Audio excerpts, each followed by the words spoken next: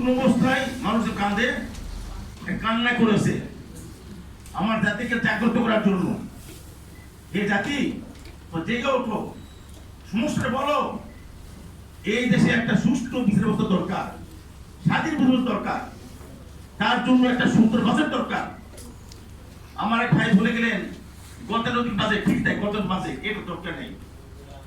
আমি যখন ল ফ্যাক্টরি শুরু করি পুরো দশকে, কি দেখলাম ডিসি সাহেব অনেক ক্রিমিনাল কেস দিলেন, জামিন দিলেন, জেলেতে বেরোচ্ছে আবার আরেকটা কেস সে জামিন দিলেন, আরেকটা কেস জামিন দিলেন। ভোট কে যখন আসছে তখন ওই জজ সাহেব বললেন এরপরে যত কেস আসবে সব কেসে জামিন আমার দিয়ে দিলেন। ডিসি সাহেব উনি ভোট করবেন, I should say whether this is more powerful or the judiciary is more powerful. এগুলো শুনেছি, সেই দেখা গেল জুডিশিয়ারি ইজ মোর পাওয়ারফুল। তখনও এই সুষ্ঠু এই স্বাধীন বিচার ব্যবস্থার কথা আসেনি, কারণ তো জুডিশিয়ারির একটা শক্তি ছিল। জজ সাহেবরা তাদের সেই রাইট এক্সারসাইজ করতেন কি জন্য? ন্যায় বিচার স্বার্থে। একটা কথা গেল, আমি যখন অ্যাডভোকেট, আমি একটা রায় পাইলাম, চিফ মুর্শিদ সাহেবের রায়। নাটোরের একটা লোক, গরিব মানুষ, সরকারি জায়গার উপর বাড়ি করে বাস করতেছে, কোন কাগজ নাই। থার্ড পার্টি এসে তার উচ্ছেদ করবে, সে হাইকোর্টের আসলে প্রোটেকশন চাইলে প্রোটেকশন দাও, রিড করলো। রিডে দেখে যেহেতু সে দখলে আছে, সরকার তাকে ডিস্টার্ব করছে না, থার্ড পার্টির কোনো অচিরে ডিস্টার্ব করার উনি রিডের রুল আসতে দিন, সে লোকটা এখনো আছে, দখলে আছে। কি জন্য? স্ট্রং জুডিশিয়ারি ছিল, চিফ মুর্শিদ সাহেব ছিলেন জাস্টিস, উনি ন্যায় বিচার করেছেন।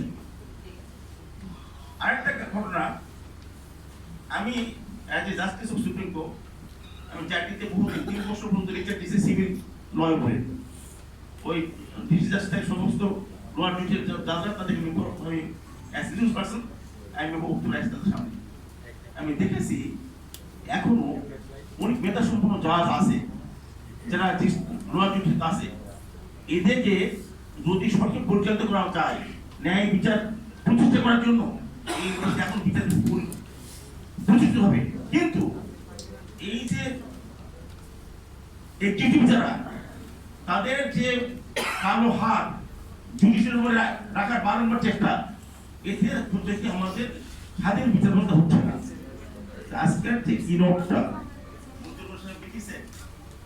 উনি ওনার অত্যন্ত দক্ষ সুচিন্তিত মতামত দিয়ে একটা হাইলাইট করেছে আমাদের জন্য, যে আমরা যেন এর সাথে যোগ করে দিয়ে সরকারে বলি যে তোমার এই বিচার ব্যবস্থা ছাড়া দেশ ভালো চলবে না।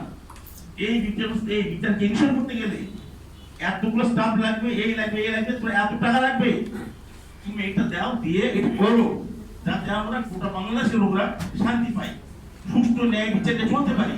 আমি একজন গরিব মানুষ, আমি ভিখারি মানুষ, ভিখারি ঢুকতে পাই, তারপর তোমার একটা জায়গা আছে থাকার জন্য, আমাদেরকে ডিস্টার্ব করে। এটাই হচ্ছে কথা। এই যে সাউন্ড জুরি সিস্টেম, প্রত্যেকটা লোক যে জায়গা আছে সে তার উপযুক্ত সম্মান পাবে, এটা যে মিনিশন হয়, এটা হচ্ছে এর কি এই শুরুতে শুনতেছি যে স্বাধীন বিচার ব্যবস্থা দরকার দরকার দরকার, সেটা চলে গেল।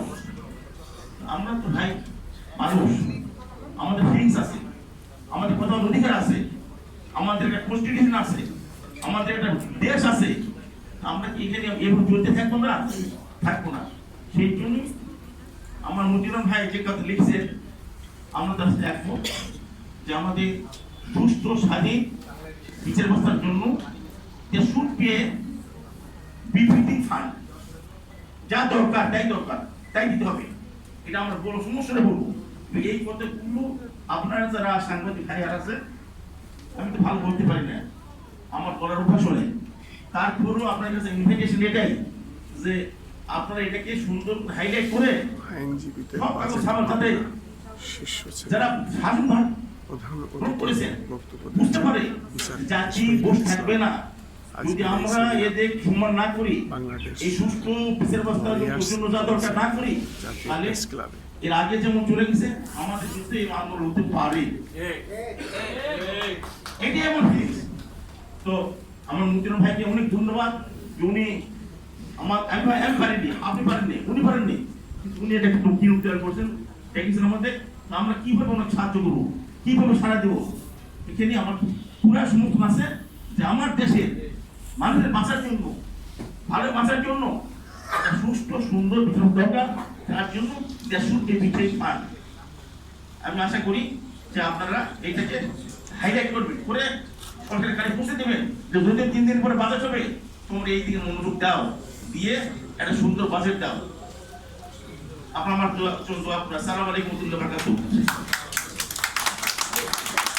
ধন্যবাদ জানাচ্ছি আমাদের এই প্রধান অতিথিকে তার সুন্দর বক্তব্য রাখার জন্য। সম্মানিত সুধীমণ্ডলী, এ পর্যায়ে আমরা একজন ভাই আমাদের বাংলাদেশ লয়ার্স কাউন্সিল, আপনারা জানেন গত 14-15 মে বাংলাদেশ সুপ্রিম কোর্টে নির্বাচন হয়েছিল। সেই নির্বাচনে বিপুল ভোটে যিনি নির্বাচিত হয়েছেন বাংলাদেশ লয়ার্স কাউন্সিলে, তিনি হলেন অ্যাডভোকেট আজিমউদ্দিন পাটোয়ারি।